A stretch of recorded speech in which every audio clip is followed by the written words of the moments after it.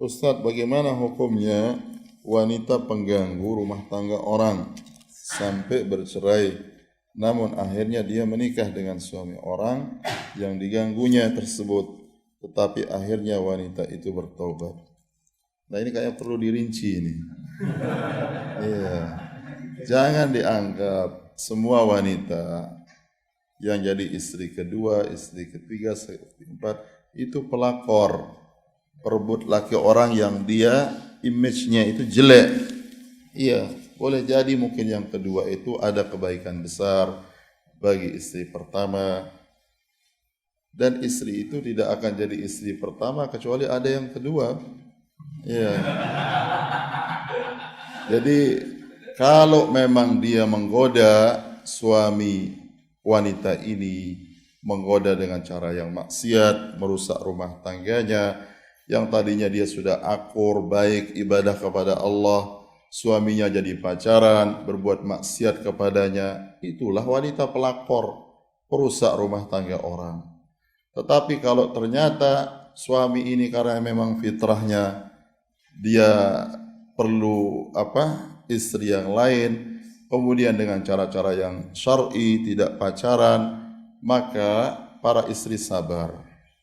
Bagaimanapun suami ini, dia berkumpul dengan semua laki di dunia ini untuk dia menikah yang kedua, kalau dia tidak ditakdirkan oleh Allah maka tidak akan bisa, walaupun istrinya yang nyarikan. Tapi bagaimanapun istri itu berkumpul dengan semua wanita di dunia untuk mencegah suaminya ini untuk tidak menikah lagi, secara syar'i tentunya, kalau memang Allah takdirkan, ya dia pasti terjadi. Oleh karena itu jangan, banyak sebagian para muslimah ini menjadi gelisah, galau hatinya, ya seakan-akan dia ini ditaruhkan pistol di kepalanya. Sebentar dia akan mati, diancam. Ya, itu semua godaan syaitan. Jalani hidup ini, bagaimanapun suamimu itu kaya, dia laku di tengah banyak wanita, kalau memang Allah tidak ditakdirkan, dia hanya akan punya kamu sendiri. Gak akan bisa. Sehingga hidup seorang wanita itu tenang, tidak perlu sibuk, gerasak gerusuk. Ini suami saya lagi ngapain? Ya, lagi bagaimana? Dan ini penting, dalam rumah tangga itu harus saling percaya. Suami itu harus percaya kepada istrinya yang salehah. Kecuali kalau istri itu ada riba, hal yang meragukan, dia berhubungan dengan laki-laki dan sebagainya, suami wajib mengingatkan. Ya, jangan terlalu kepo juga suami itu. Dibuka-buka HP istrinya ada apa? Enggak boleh. Itu tatabbu, tajassus. Sebagian orang mungkin mengatakan, oh istri kita harus jaga kan, itu tanggung jawab suami. Iya, kalau ada riba, sesuatu yang meragukan, iya. Tapi kalau berlebihan, cemburu jadi suami, sehingga istri tidak bisa nyaman, mungkin dia punya rahasia antara dia dengan ibunya, dengan saudara-saudaranya yang tidak ingin diketahui oleh suaminya, ya, maka jangan. Sebaliknya istri juga begitu, ya. Kalau suaminya itu, ya punya HP jangan dicek-cek itu. Percaya, harus saling percaya. Harus saling percaya. Kalau tidak, rumah tangga itu tidak akan bisa langgeng. Suami harus percaya sama istrinya dan dia muliakan istrinya. Istri juga harus percaya kepada suaminya. Ya suami juga jangan khianat. Khianat itu artinya dia pacaran diam-diam. Semua janda di kampungnya dihubungin. Ya, pacaran, hanya bilang bagaimana kabarmu, dinikahi juga tidak. Itu enggak boleh, haram hukumnya itu. Haram hukumnya. Ya, dan istri harus nasihati suaminya seperti itu. Bila perlu bawa dia geret ke ustadz. Ya, ini suami saya nih ustadz, perlu dinasihati dengan benar ini. Iya. Ya enggak boleh. Ya enggak boleh menyakiti istri itu. Apalagi kemudian dia bangga-banggain dirinya bahwa semua wanita atau banyak wanita dia laku, dia mau sama dia. Enggak boleh. Ya. Jadi tidak boleh, jangan. Jadi jangan ini, karena banyak ini kaum muslimah, bahkan orang-orang yang ngaji sunnah disibukkan dengan masalah poligami ini. Ya, para istri ini jadi stres sebagian. Ya, megap-megap ini kayak orang jantungan, sesak napas. Ini kira-kira suamiku akan nikah atau tidak? Biarkan dia yakin kepada Allah. Walaupun semua orang berkumpul jin dan manusia di muka bumi ini, suamimu mau menikah, kalau Allah takdirkan tidak akan bisa dia menikah. Tenang sudah. Ya kalau dia menikah, iya sudah. Bersabarlah, terimalah syariat Allah. Boleh jadi di situ ada kebaikan besar. Ya, ada sebagian rumah tangga begitu dia menikah suaminya dia dapatkan kebaikan yang besar pada istri. Jadi kita jangan berpikir buruk. Husnudzan kepada syariat Allah Subhanahu wa taala. Bukan hanya masalah poligami, juga masalah hal-hal yang lain. Husnudzan kepada Allah Subhanahu wa taala bahwa apa yang Allah syariatkan pasti membahagiakan. Jangan dicela. Bukan masalah pada syariat, masalah itu pada orang yang menjalankannya.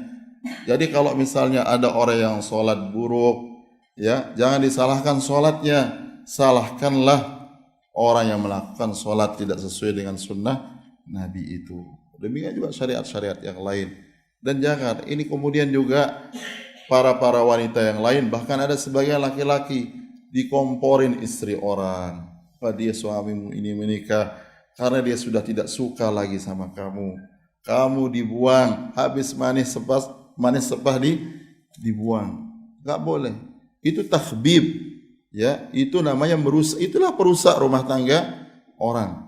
Ya, demikian juga orang-orang yang dimintai nasihat oleh para wanita tentang suaminya.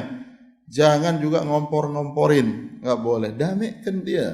Oleh karena itu di dalam Islam dibolehkan untuk mendamaikan misalnya suami dan istri.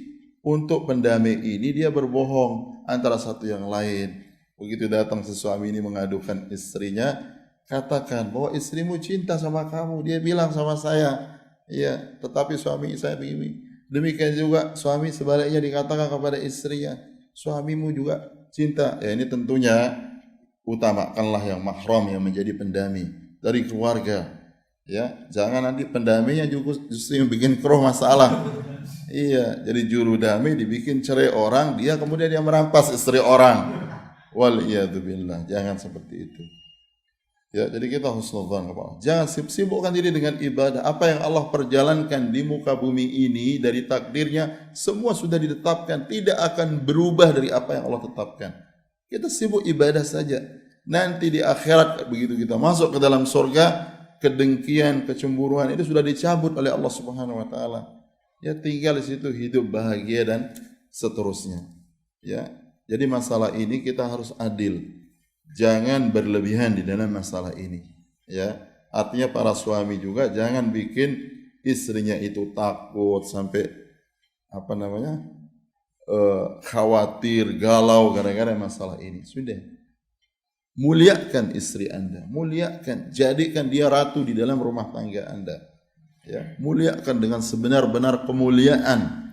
Ya, insyaallah Allah Subhanahu wa taala akan berikan kebahagiaan kepada Anda sebagai seorang suami, ya, dengan istri Anda yang insyaallah dimuliakan oleh Allah Subhanahu wa taala. Jadi harus dipilah ini.